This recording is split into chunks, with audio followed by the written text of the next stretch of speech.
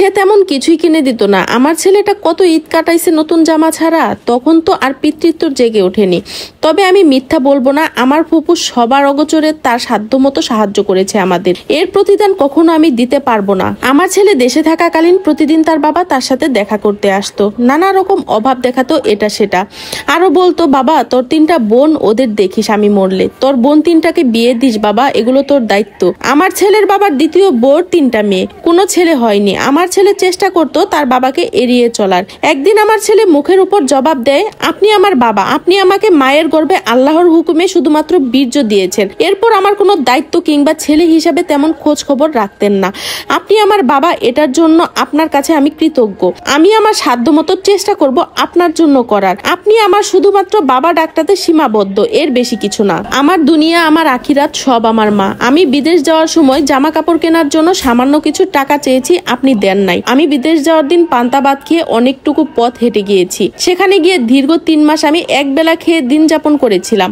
আপনি আমার খবর নেন নাই। আপনার টাকা থাকা সত্ত্বেও আপনি আমাকে দেন নাই। আমি এসব কিছু মনে রেখেছি, তবে প্রকাশ করিনি। আজকে এতটুকুর জন্য অবদান শুধুমাত্র আমার মার।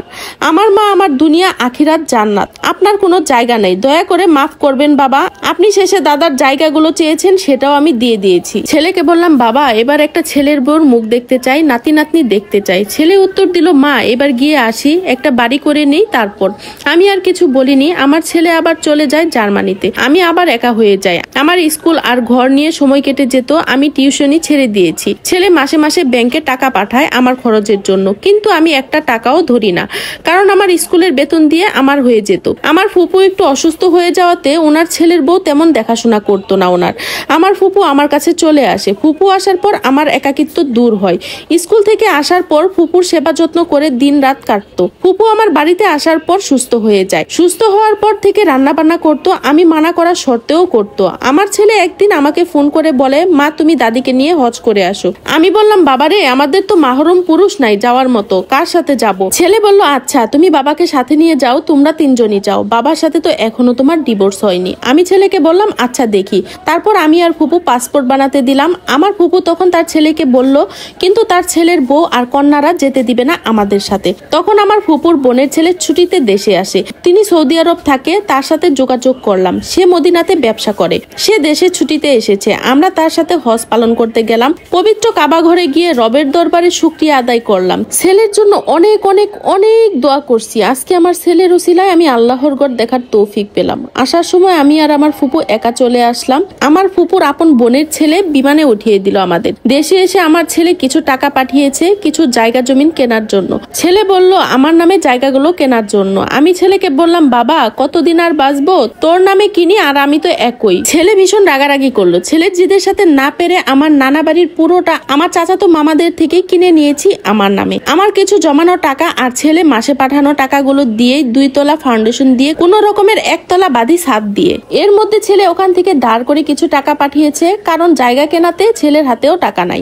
ছেলে একদিন ফোন করে তার একটা সম্পর্কের কথা জানালো। মেয়েটা আমাদের আশেপাশের দেশ ইন্ডিয়াতে, তবে মুসলিম মেয়ে। আমার ছেলের ওই মেয়েটাকে ভালো লাগে। আমার ছেলে মেয়েটাকে ভালো লাগার কথা আমাকে জানায়। আমি বললাম, ভালো লাগলে সব ভালো হলে বাবা তুমি বিয়ে করে নাও। আর বাবা তোমার পছন্দ আমার পছন্দ। ছেলে এর মধ্যে ওই দেশের পাসপোর্ট পেয়ে যায়। ছেলে আমাকে বলল, মা আমি তোমার আর দাদির জন্য 3 মাসের একটা ভ্রমণ ভিসা পাঠিয়েছি, তোমরা চলে আসো।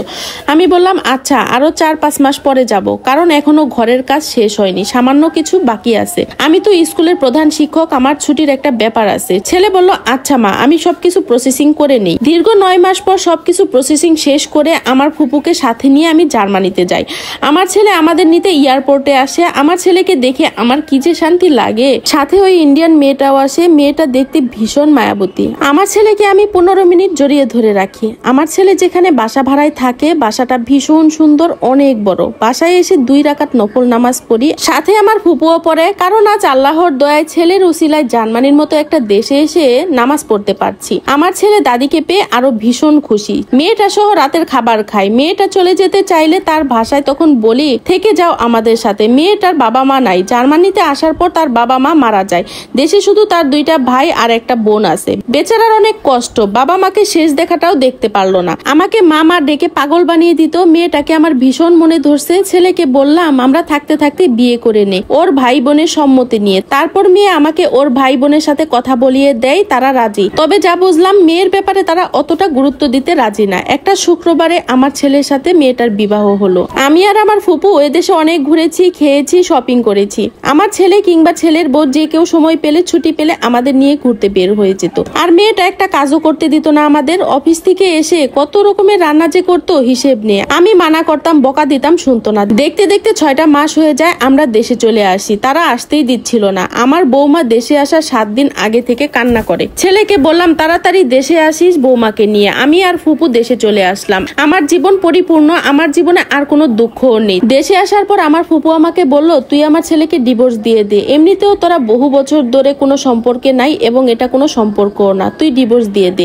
আমার ছেলে ফোনে বলল, মা ডিভোর্স দিয়ে দাও। আমি উত্তর দিলাম, বাবারে হজ করে এসে ডিভোর্স দিব, মানুষ কি বলবে, থাকুক না এভাবে। ছেলে বলল, মা এখানে কি আদৌ কোনো কিছু আছে, তুমি নিজে থেকে ডিভোর্স দিয়ে দাও। তারপর আমি নিজে থেকে এত বছর পর ডিভোর্স দিয়ে দিই। ডিভোর্স দেওয়ার পর উনি আমার ঘরে এসে আমার সাথে চিৎকার চেঁচামেচি করছেন। আমি বলেছি, আপনার সাথে আমার আর কিছু নেই। আপনার দ্বিতীয় বউর মুখ যেদিন দেখেছি সেই দিন আপনাকে ত্যাগ করেছি। দয়া করে ঝামেলা বাড়াবেন না। উনার কন্যারা এসে উনাকে নিয়ে যায়। তারা অবশ্য খুশি হয়েছে ডিভোর্স হওয়াতে, কারণ যতটুকু সম্পদ আছে ততটুকু থেকে আমাকে আর ভাগ দিতে হবে না। এর মধ্যে খবর আসলো আমার বৌমা গর্ভধারণ করেছে, তবে সেটি জরায়ুতে না, টিউবে। অপারেশন করে টিউব কেটে ফেলে দিতে হবে, কোনো রকমের টিউব রাখা যাবে না। এর মধ্যে আরেকটি বড় সমস্যা হলো আমার বৌমা স্বাভাবিক বাচ্চাদানির টিউব একটি। সাধারণত মেয়েদের 2টি টিউব থাকে, তবে 100 জনের মধ্যে একজনের একটি টিউব নিয়ে জন্মগ্রহণ হয়।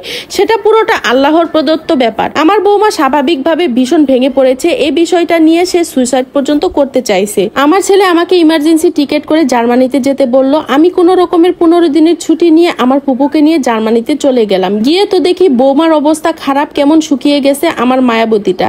এদিকে ডাক্তার বলছে যত তাড়াতাড়ি পসিবল টিউব কেটে ফেলতে। মায়াবতী আমাকে বলল, মা আমি মরে যাই, এর থেকে এটা ভালো হবে। আমি তারপরও টিউব কাটবো না।